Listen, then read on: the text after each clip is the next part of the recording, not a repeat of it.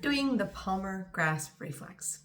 This is all about precision of the muscles that are working in your hand, in the hand. Nothing in the forearm particularly, nothing in the upper arm, definitely not the neck and definitely not the jaw or holding of the breath. So those are all the things that we don't want to have involved when we're doing this.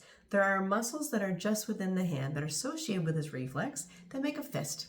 And we should have a very strong fist that lasts a very long time, doing things all day long. And we can have this conversation right now, and I could probably recite some passage in some book that's my favorite book because I love it so much, because my brain can do that. But that still can go and go and go and go. That's the goal. So if you're getting this, that's really hard. You either have a really hard time making this shape. You may tuck your thumb in when you do it. You may leave it on the outside. You may have your fingers like this. You may be able to do it with these groups and not this group. Whatever the reason that you're taking this in is because it's hard. And it's hard for a lot of people. And if it's hard, it involves how we write. It's how we may play our piano, and it upregulates our system.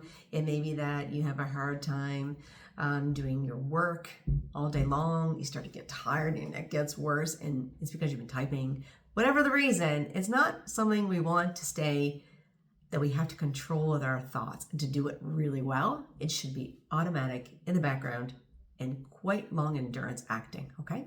So you need to make sure you have the right shape, okay? The shape is these tucked in fingers. You don't see my nails, and they kind of land on this level. So you tuck those fingers in, and that thumb should land very easily on the first two fingers. That's the goal position, okay? And it might be hard for a bit, that's okay. It might be a little awkward. You might find that you hike the neck a little bit, or you hold your breath trying to get it right.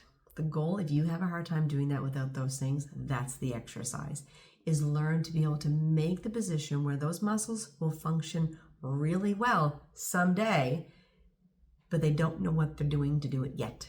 And so if you bring in all the recruits, you're not teaching the hand muscles their job, okay? So that might be where you start. It's just in and out, feeling that stretch within the fingers, but being able to come back in and getting it right. You may need to have your arms supported on a desk. You may need to have that guy right here where you don't hold that arm up the whole time, because that's what you naturally do. So you might need to stare at it. You might need to look at those fingers and watch them curl and land it, because if you don't look at it, you can't do it. That's okay. That's what your practice is, okay? Now, there are ways to kind of make that a little bit more of a feedback. So if it's just you doing it, you don't have someone helping you, you can do a few things. You can either take your finger, the opposite finger, and you land it along that line, and you cover over that line, okay?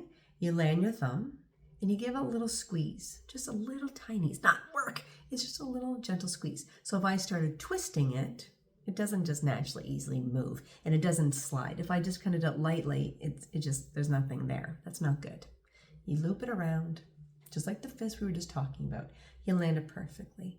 And if you just kind of give a little tiny rotation, you'll start to pick up on, are all the four fingers connecting and turning on the same amount? Or am I just kind of using those top guys? Or maybe just using the bottom guys?